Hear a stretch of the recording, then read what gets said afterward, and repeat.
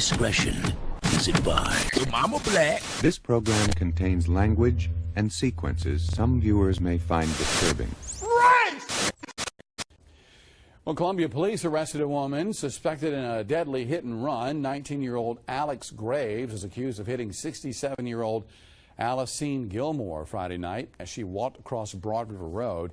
Police say Graves did not stop and did not have a valid driver's license or insurance in her vehicle.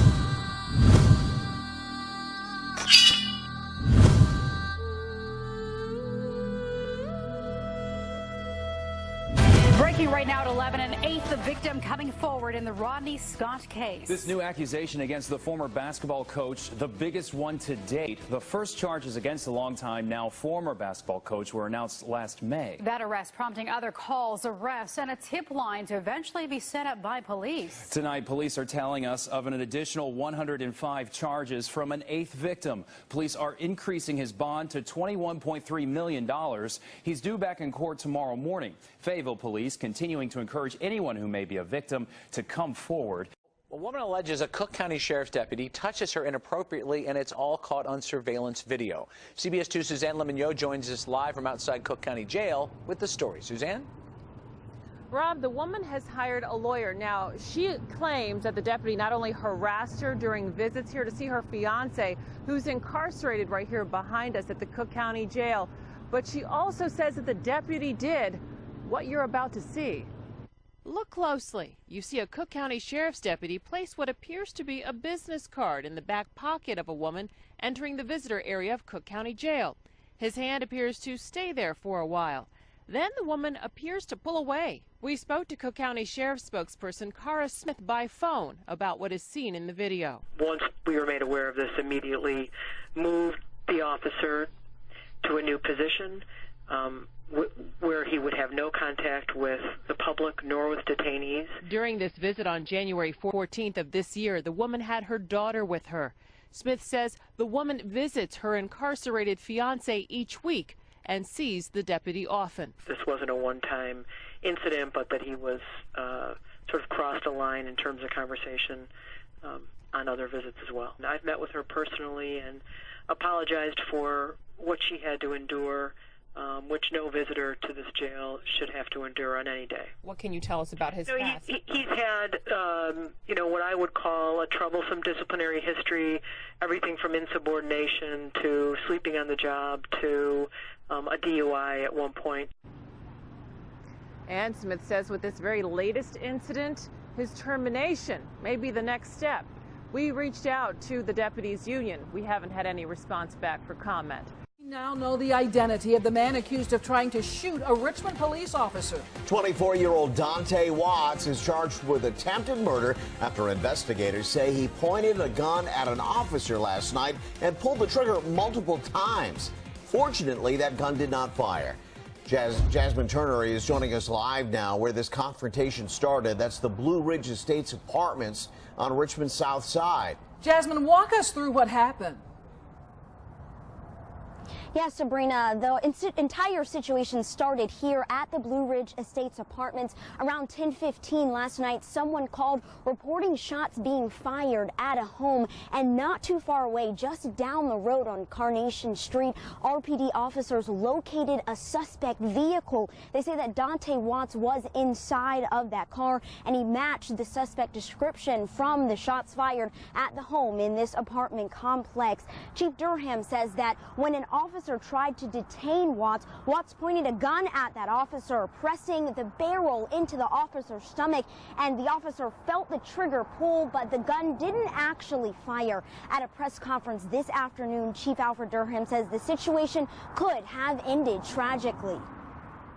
This should serve as a reminder to the members of our community, our residents, and even visitors of the city, that policing is a dangerous job. These are the challenges that your police officers face every day. This is also a reminder of the number of weapons out there, illegally possessed weapons, and we have to do something about it. Now, Dante Watts is charged with attempted murder, felony assault on a law enforcement officer, and use of a firearm in commission of a felony. And we learned that Watts has had 17 incidents with police over time. Tuesday night, he was actually in a car with 5 other people, and 3 of them are facing charges unrelated to his. Chief Durham commended the officers involved in the situation and called them heroes. And he also said that there is a 1% decrease in violent crimes in the city, which he is crediting to community policing, the community and police officers coming together. Just moments ago, Cheryl, the Commonwealth called their first witness in this teenager's murder trial here at the Petersburg Circuit Courthouse. The defendant is being represented by former delegate and Richmond mayoral candidate Joe Morrissey, who says his client had nothing to do with this crime. So let's go ahead and take a look at the defendant's mugshot. It's 18-year-old Daquan Castell, rather. He's charged with murder, robbery, and multiple gun charges. Police say the shooting happened at an apartment on Boykin Plank Road on an early Sunday morning in February last year. 22-year-old Deshaun Shaw died at the hospital from multiple gunshot wounds. His family tells us he was shielding his 20-year-old brother from the bullets, who was also shot. The victim was a father of a 2-year-old girl who was inside the apartment at the time of the shooting. The Commonwealth says this all started during an argument they were all playing a dice game, and the motive was robbery. However, the defense says the co-defendant, Jakari Williams, who was 17 years old at the time and who's also been convicted in connection to this murder, was the sole shooter and not Castell. So this trial is expected to last about 2 days, and so we will follow the proceedings and we'll keep you updated on air. That is right, Rob. John Burkett's Crime Insider sources tell us LeVar Shelbourne had an AR-15 in his car when he was arrested during a traffic stop as part of this gun bust. CBS 6 profiled Shelbourne last year for his efforts helping children on the South Side. In May of last year, CBS 6 talked to 3 men trying to mentor kids on Richmond's South Side in an attempt to stop the violence there.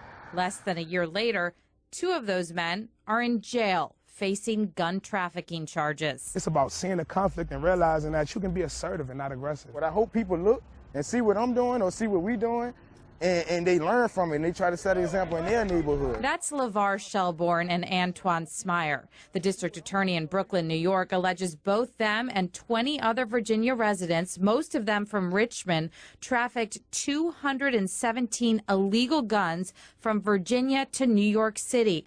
Among the weapons, machine guns and assault rifles. These defendants, many of them with violent criminal histories, make money by bringing deadly weapons from Virginia into our communities so they can pay for fancy clothes and jewelry, as we heard them discussing with each other on wiretaps. The DA played 2 of those conversations at his press conference. In both, you can hear some of the defendants talking about how easy it is to buy guns in Virginia. There's no limit to how many guns I can go back in the store. You know what I mean? The DA said all 24 defendants are loosely affiliated with each other, with some legally buying the guns and then transporting them up I-95 by bus or car to be sold by the traffickers. And they sold these guns at a significant profit, anywhere from $800 to $1,200 per gun. Virginia Attorney General Mark Herring called the bust embarrassing for the Commonwealth and said the General Assembly needs to strengthen gun laws. It's a black mark on Virginia and does not reflect well on us. It also makes other places less safe. Now, Herring talked about an old Virginia law that he said could have prevented this from happening. That law made it so that people could only buy 1 gun per month in Virginia, but it was repealed by the General Assembly a few years ago. All right, new for you this morning, an odd story. This is out of Hendersonville, where police are searching for a man who used the shoe aisle at Walmart as a public toilet. Channel 4's Cody Ingdahl's here to explain. Cody? Yeah, I mean, how far did he have to walk to get to the bathroom? How far was the shoe aisle?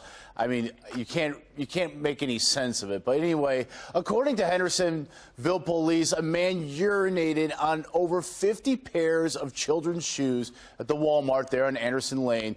Let's take a look at this guy. So they think that this guy here, he's walking out of the store. Police say he got into a great 4-door sedan. Now, Walmart says they had to throw out all those shoes. Of course they did. They say they were worth $550. So you know what? We would like to invite this guy to pee in our jail. So if you recognize him, give police a call at 615-573-5400, or you can text to this number, 274-637, which spells out the word crimes.